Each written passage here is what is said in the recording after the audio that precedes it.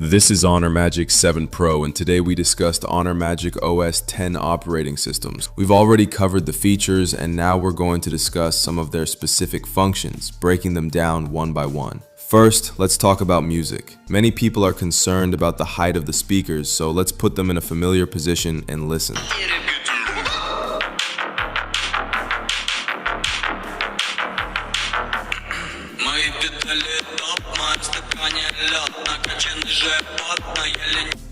The vibrations are also very strong, and I don't think the overall sound quality has been affected by the update. Next, let's look at the benchmarks.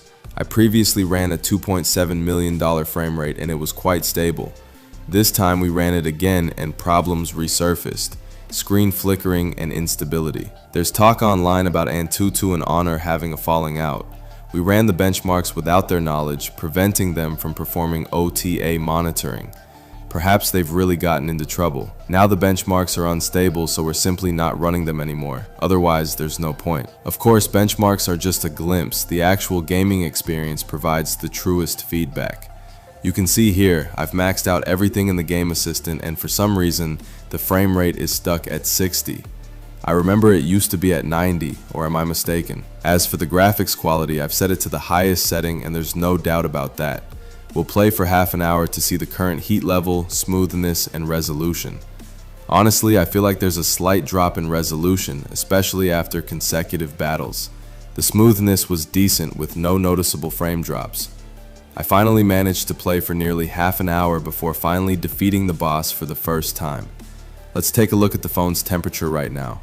I'm the most impartial and objective when it comes to reviews, and there's no doubt about that. Regarding the temperature, let's take a look. The top is 43 degrees Celsius, while the middle reaches 45 degrees Celsius. Honestly, these aren't ideal temperatures, they're just average. I went out and took some telephoto night shots. From my perspective, the imaging isn't optimized enough. I guess we'll have to wait until the Magic 8 is released. I'll save it for later. Next up is the battery life, which everyone cares about the most. I think there was a bug with the first update, which told me I'd been on it for over 20 hours. So I chose a time of 11:59 to see if it would return to normal overnight. Otherwise, I'd be hard pressed to measure the battery life. Tick, tick, tick, time flies, and it's already midnight. Not bad, you can see the time has returned to 0 minutes. Then we fully charged the battery and began a 1-month battery life test. You can see the screen on time is now 41 minutes. So here we go, it's 1:24 p.m. Time flies as the first rays of morning sunlight stream into the room. Now let's see, it's 8:36 a.m. A little over 7 hours and 10 minutes have passed, and the remaining battery is still at 100%. This standby battery life is actually better than I expected. Then, as usual, we continue charging. I charge for 10 minutes and the time is 8:46 a.m. The screen on time is 43 minutes. So I began my day's screen on time test. As usual, we always play 2 games of Honor of Kings during each test to simulate a normal day. At noon, the battery was at 50% and the screen on time was only 5 hours and 29 minutes.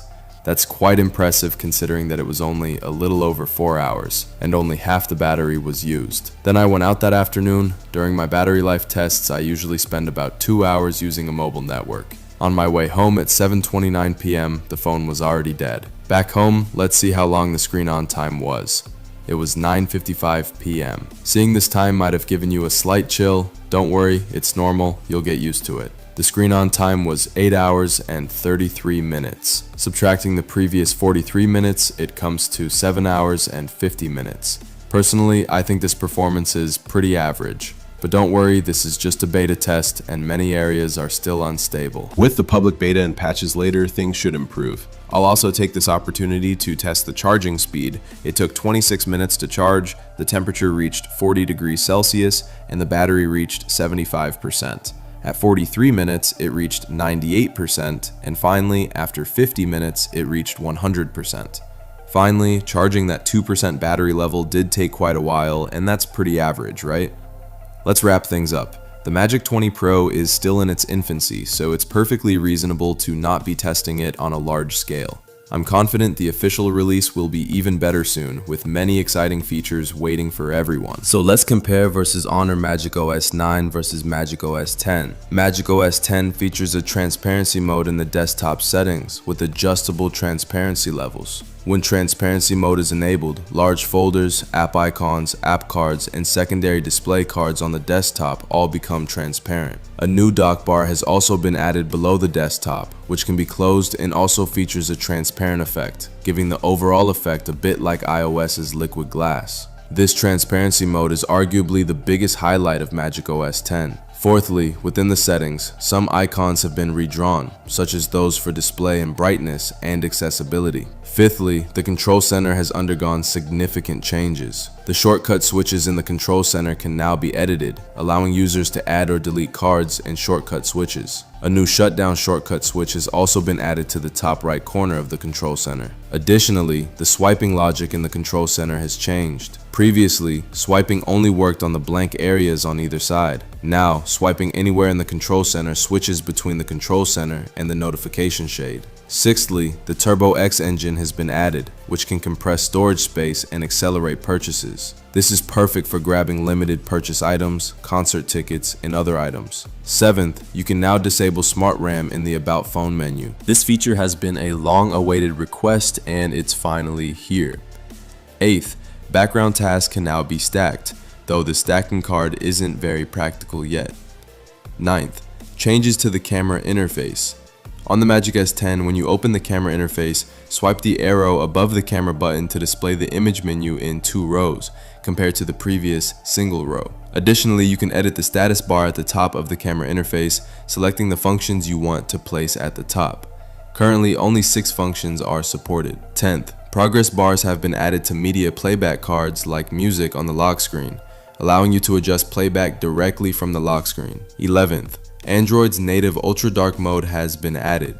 Select accessibility in settings, then select accessibility and swipe down to see ultra dark mode. 12th, in call settings you can set incoming call notifications to banner or full screen, so banner notifications don't interrupt your current app. 13th, the side notification bar has been changed from a single bar to a dual column display.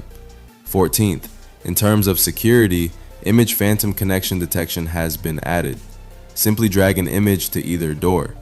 Additionally, you can set up image call detection in the call settings. 15th, the password entry interface on the lock screen has also been redesigned. MagicOS 10 now features the number 0 separately, with the emergency call and return buttons placed in the lower left and right corners of the screen respectively. In MagicOS 9, the emergency call and return buttons were placed alongside the number 0. 16th, the charging animation has also been significantly different from MagicOS 9, appearing more dynamic. 17th, the mobile capsule now features screen recording. Even when the phone is connected to a charger while not in desktop mode, the charging reminder will be displayed on the mobile capsule. Additionally, LHDC audio encoding has been added for transferring audio between the device and iOS. Overall, this update is quite impressive. The addition of a dynamic capsule for real-time status monitoring in scenes like charging. Several interfaces have also been revamped, including the desktop icons, settings screen, and control center. The desktop icons have been redrawn, giving them a more youthful look than before. The desktop cards now respond to touch positions, making them more realistic. The control center icons have also been redesigned with a colorful design, and a power button has been added to the top right corner. Personally, I think this button is a bit redundant, as long pressing the power button is sufficient. The charging screen has also been redesigned for a more youthful look, making it much more appealing than before. A new Turbo X performance engine platform interface has been added to the About Phone screen, with noticeable performance improvements. The sidebar has been upgraded from a single column to multiple columns, allowing for more apps to be displayed. Finally, let's take a look at the app closing transition animation, which is quite detailed overall. There are many more updates this time, such as LSDC 5.0 and Yo-Yo have been upgraded. I will introduce them after I have experienced them later.